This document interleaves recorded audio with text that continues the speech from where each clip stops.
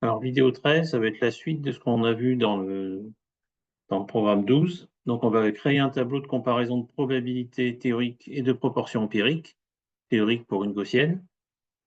Et on l'avait fait, là vous avez l'affichage précédent, qui est ce qu'il est, et donc on va l'améliorer avec une library, donc une bibliothèque, ici, GT, pour avoir des graphiques beaucoup plus sympas.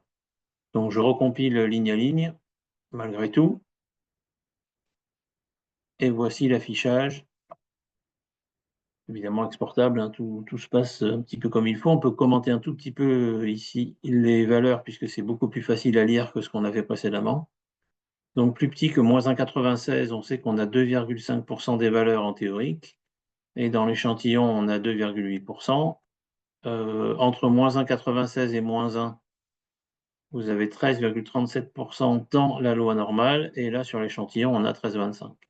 Si vous prenez un échantillon beaucoup plus petit, là, on a 1000 valeurs, on va avoir des écarts beaucoup plus grands. Donc là, j'ai pris 1000 au lieu de 10 000.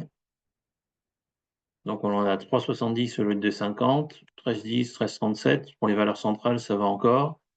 Et si vous prenez vraiment moins, donc là, je vais limiter à 100 valeurs, vous allez avoir beaucoup plus de fluctuations. Donc là, on a 9 par exemple au lieu de 13,37. On a 39 au lieu de 34. Et si vous diminuez encore, ça va devenir évidemment beaucoup plus marqué. Par contre, si vous l'augmentez, donc là, je suis passé à 100 000, vous allez avoir des valeurs extrêmement proches. Et il y a un sigma, donc il y a toujours un écart type aussi pour ces valeurs-là, parce que ce sont des estimations, ce sont des proportions, et vous avez la variance en P fois 1 moins P sur N, exactement comme vous avez de manière traditionnelle. Donc là, je le remets. On va le mettre à 1000 pour conclure, et ça nous donnera le dernier tableau.